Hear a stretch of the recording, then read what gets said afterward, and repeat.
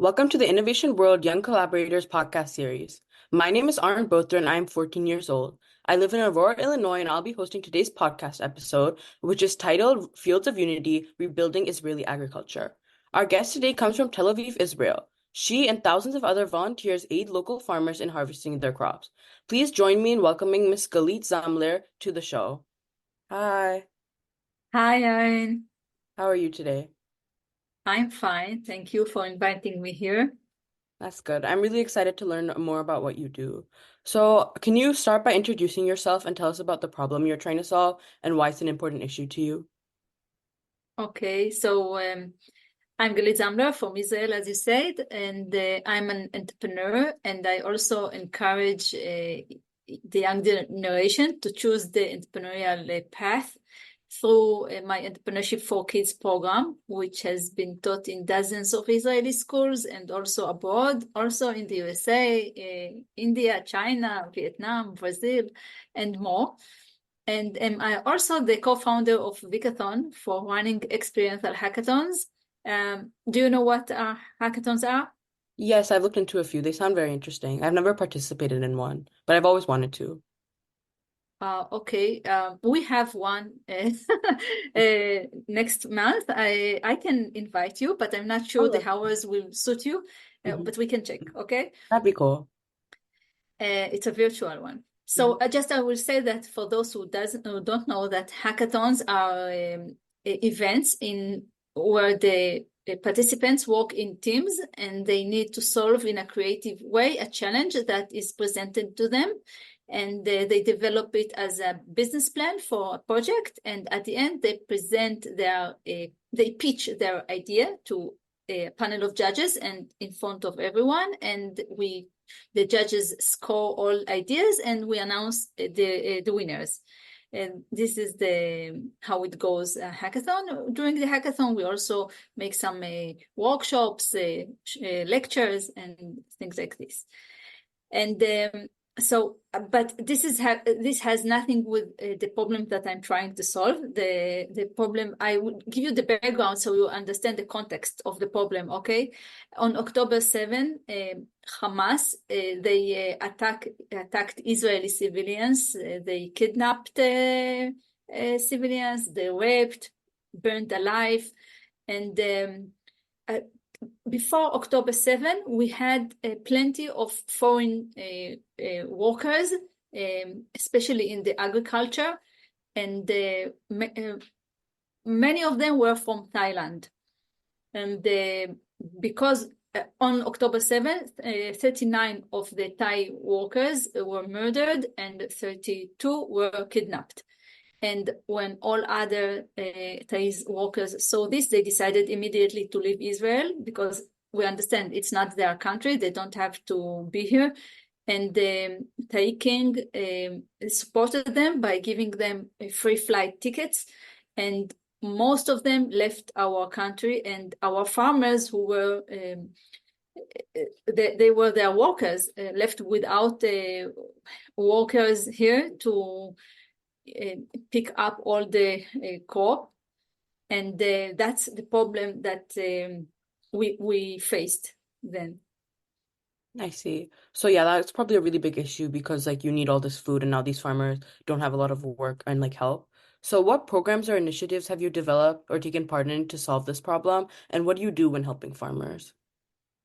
So what happened is that the farmers were so desperate. For 3 weeks, no one could reach the fields and go there because they were under missiles, and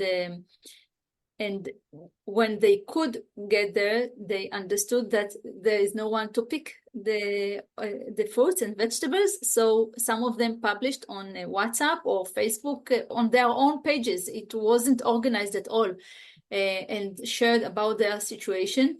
And when other people saw this, like me, we decided that we are going to help them and volunteer. And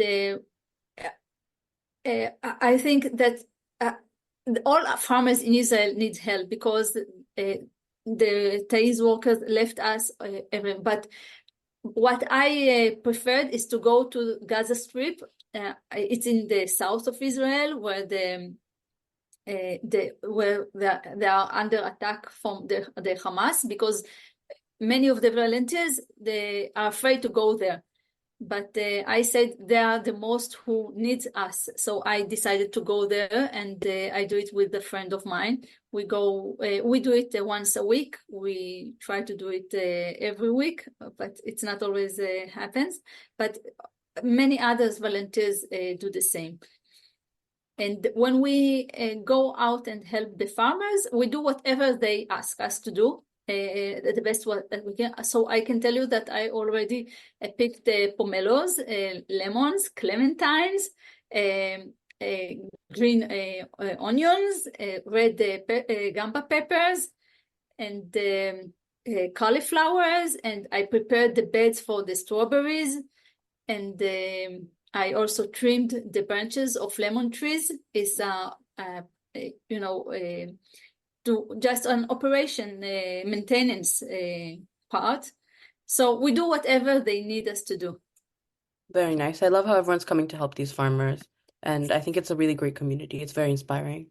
So what were some major obstacles or challenges you encountered while implementing these programs, and how did you overcome them?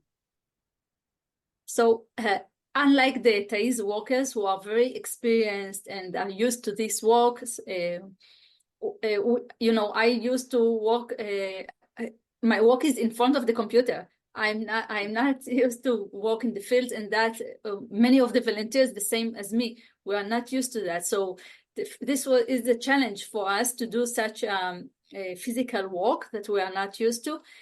And we are not so efficient like the Thais workers. The farmers say that we do 10% of their work. But since we are many volunteers with a good will, so we managed to help the farmers. Also, something which I found is difficult is that you need to bend down, especially when it's low crops like the green onion or strawberries. And it's not easy for us to do it for long hours. So we need to take breaks from time to time. That's also why we are not so efficient. Another obstacle that we tackled was at the beginning when we understood the farmers need help, but it was a big mess because this is something that had never happened here in Israel, that the farmers needed help, and how can we help them? It was it wasn't organized, but then some organization organized this, and I can mention one that I go through them. It's called the Leket Israel. Before October 7, this organization, the farmers were the one who helped this organization by giving the last crops that left every season, and they took all this and gave it to people in need. And since October 7, the organization is the one who helps the farmers who until then were so it's amazing. And that, we all do the best as we can to help them. I totally understand, but yeah, I love that you guys are like trying and you're doing your best because that's really cool. Yes, thank you. But I just want to mention that there is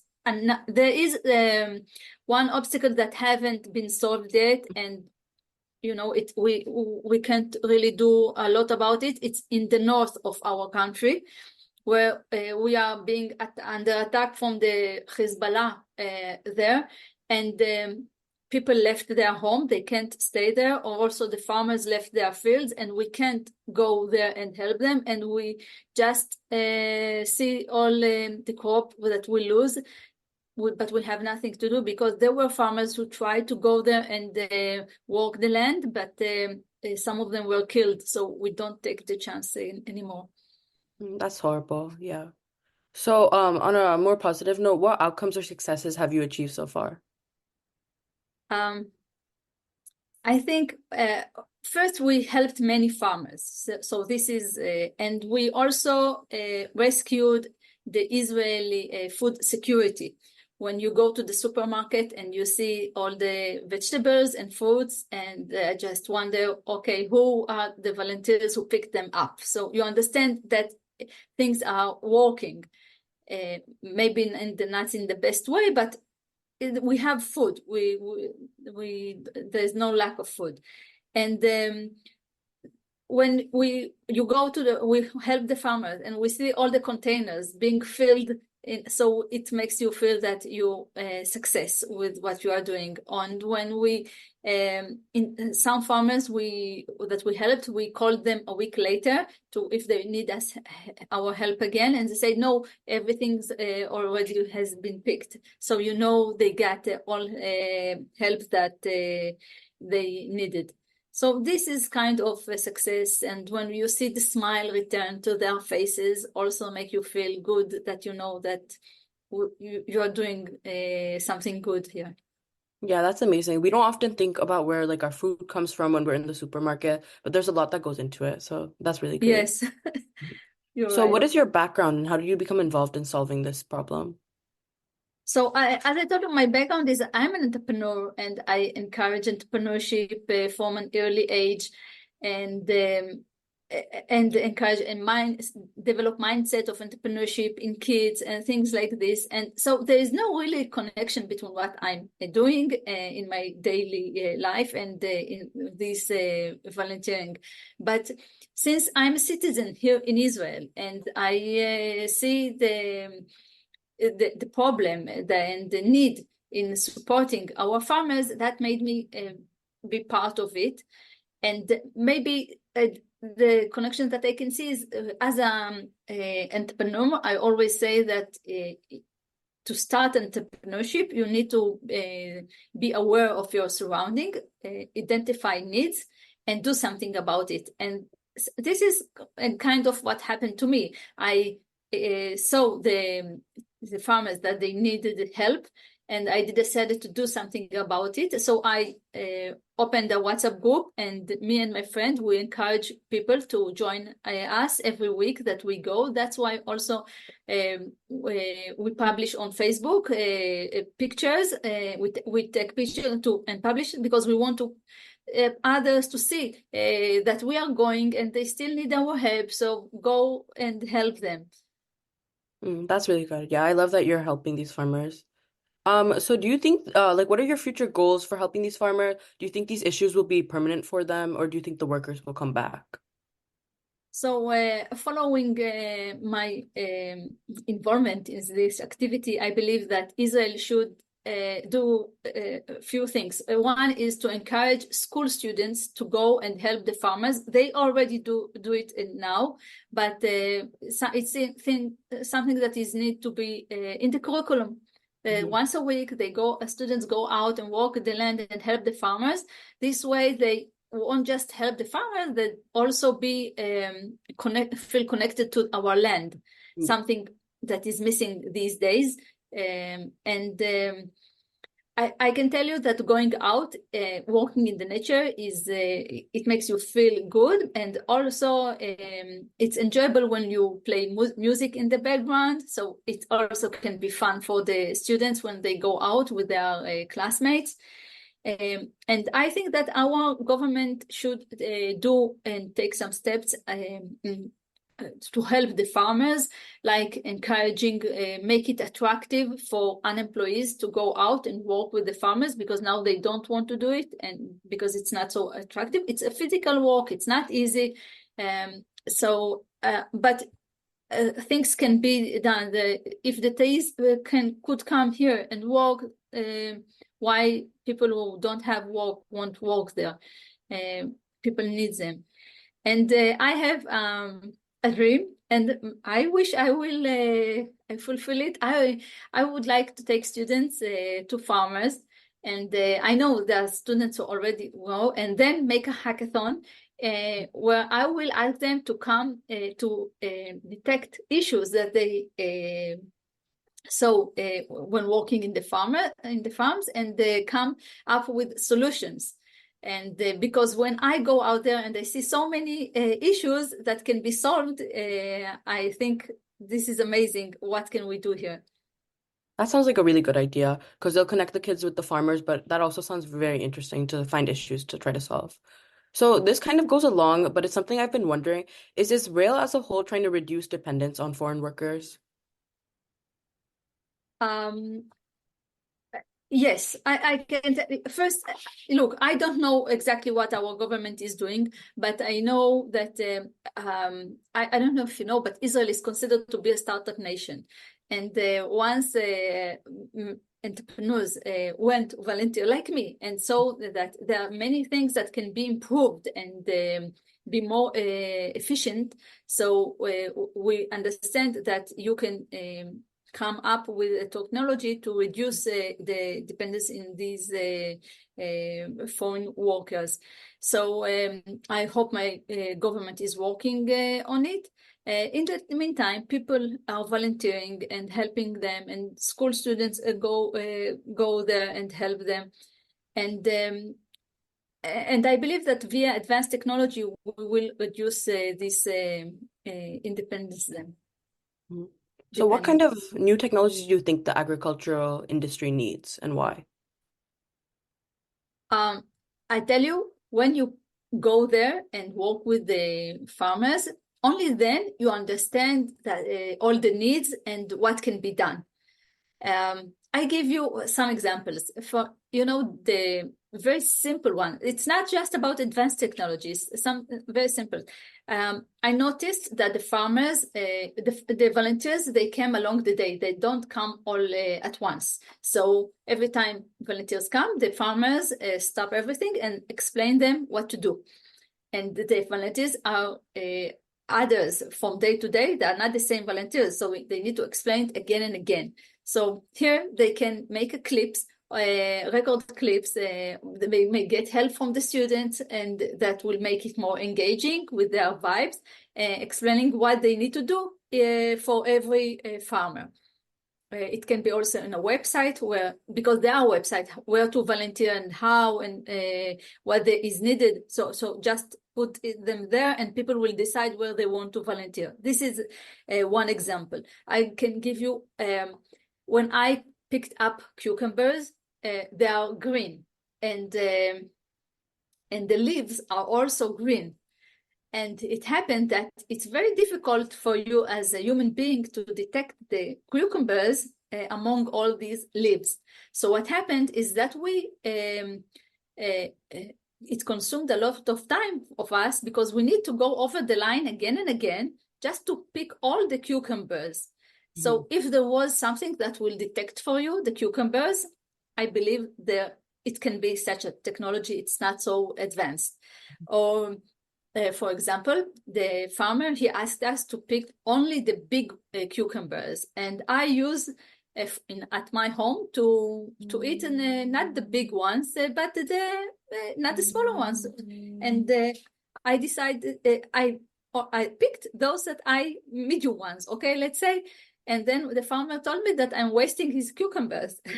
So maybe they can be something that not just will detect the cucumbers, but also will tell you what to pick now and what to pick later. This is just an example. Or when we picked clementines or lemons, for example, you put them in the bag, and the bag has been filled very soon. So we need to go to the big container and empty there all the clementines and come back to the tree. So we wasted here a lot of time doing just go and come back. So why won't they use, for example, yes, there can be other solutions, but autonomous vehicles, not big as the container, but modest one. So we will empty the bags to this one who will follow us and go there and empty it by himself and come back. It can save a lot of time. And when you save time, you need less workers and less foreign workers. So, for example, some very simple. Even though when we took the bag with the clementines and go to the big container, and you need to go back to the line where you were picking, and we also wasted the time of thinking at what line we were working on and on what tree. and you just can sign the lines and the trees, something very special, simple, but can make things much more efficient. Yeah, I love all these ideas. There's so many different ways that you can improve it. And I think that'd be like really great for students if you did a hackathon. There's lots of different things that they could come up with. So, what ways can people support these farmers or help you and like these organizations? Um, I tell you the truth that being here with you is already a kind of support, because the support is basically mental. Um, we really don't expect people from all over the world come and help, but although I met a few people who came. I remember one from Australia who came to for 2 months here to Israel just to volunteer with the farmers, and one from London, and who came for 2 weeks, and he said he has never been in Israel before. It was amazing to hear that. So this is something nice. Just by understanding our situation, and this is something that you people can support us. No need to do anything about it. And I know it's a very complex situation for us, but I believe that because of these difficult times, great things will happen. And Israel is already well known for its advanced technology in agriculture, like the irrigation systems, and using in a smart way, how do you say the word, fertilizers. And so, but now when we see all the other needs, I'm sure that advanced technology will come up out of it, and it will promote our high-tech ecosystem here. That's amazing. So to end off, could you share with us a personal story that illustrates how your activities have helped farmers? Yes. You every time, I'm sure it's happened to you as well, you remember the first time. We always remember the first. So I remember the first farmer that we saw the post on Facebook, and we decided that was the first time that we were going to help him. And it was in Gaza Strip. It wasn't very secure there, but we decided that we will go there. And we find there his father, not the farmer itself, but his father. And after we helped picking up all the crops, he made us a modest dinner in the farm. We were about 25 volunteers there. And he shared his story, and he said that he was injured in another war, and he decided to give the farm to his son. And his son was very happy with the farm till that day. And when there were 3 weeks that he couldn't get into the farm and pick the cherry tomatoes and the cucumbers that he had, and he saw that everything began to rot, and he became very stressed, and his father was afraid for his health of his son. And he was the one who published this post. And we came, and after, while we were helping him, he called his son and told him that everything is okay, people are here and volunteering. And his son couldn't believe that people will leave everything and won't ask for money and just come to help. This is it makes him very happy. And a week later, when we called him and asked if he needs help, and he said, no, everything is done fine, and I don't need any help anymore. And I told him, your father is amazing. And he said, my father is a king. And when you hear this story, it makes you feel that you are part of, people who care about each other. And I'm proud being part of it. That's a beautiful story. I love it. And what you've done is just so amazing. I really enjoyed learning about everything that you and other people are doing, and I'm sure our audience has too. So I wish you the best of luck with everything that you're doing in the future. Thank you, Aarin. You're welcome. So you can learn more about this program and others by visiting innovationworld.org. Thank you for joining the Innovation World Young Collaborators Podcast Series. This is Aarin Bothra signing off.